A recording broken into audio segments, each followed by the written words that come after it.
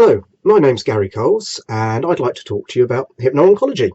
Now, what is Hypno Oncology, you may ask? Well, Hypno Oncology is the practice of hypnotherapy, hypnosis or hypnotic interventions specifically used for people undergoing the cancer journey. And it's becoming a very important aspect of people going through the cancer journey. There are now hypno-oncology practitioners at many hospitals, doctors and surgeries around the world, in the UK, Europe, the USA and the Middle East. And it's become very important because statistically it's becoming quite frightening. 1 in 2 people born since 1960 in the Western world will be affected by cancer at some stage in their lives.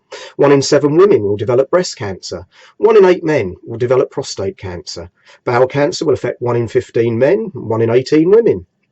Lung cancer will affect 1 in 13 men and 1 in 15 women.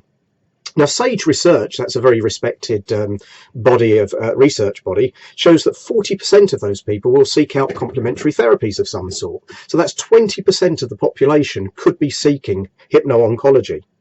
Now, the important thing when we say what is hypno-oncology, let's just start with what it isn't. We do not treat cancer. It's the use of hypnotic interventions for the cancer journey. So we'll deal with things like fears, phobias of the journey, the anxiety, the worry, a diagnosis, the treatment, the side effects. There's lots of evidence that show that pre and post surgery hypnosis will give a fast recovery and less pain perception. Hypno-oncology can work with the side effects of treatment. Things like nausea, sleep, eating issues, vertigo, all sorts of things. And there's also experimental areas involved in hypno-oncology, and that's an area such as psychoneuroimmunology, or PNI for short.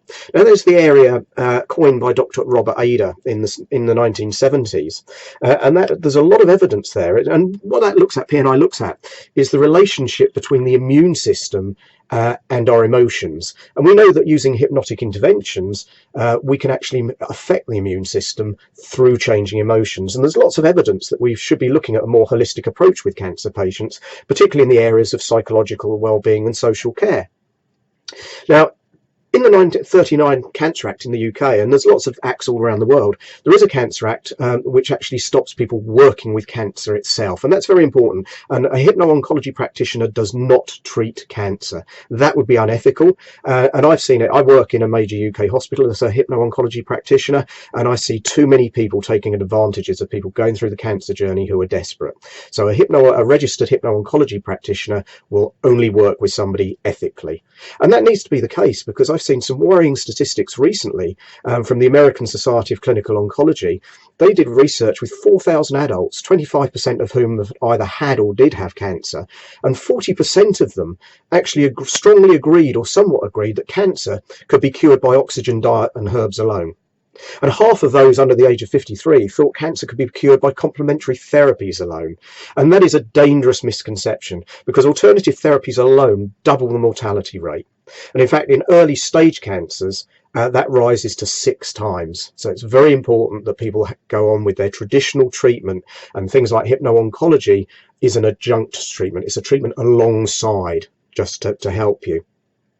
Now, hypno-oncology is very, very useful. There's been lots of research in the area, the latest being by a guy called Sharma in 2017, and that was a literature review of 55 papers, research papers, looking at the clinical benefits of hypnotherapy with cancer patients, and that concluded that it appeared to benefit cancer patients both physically and psychologically.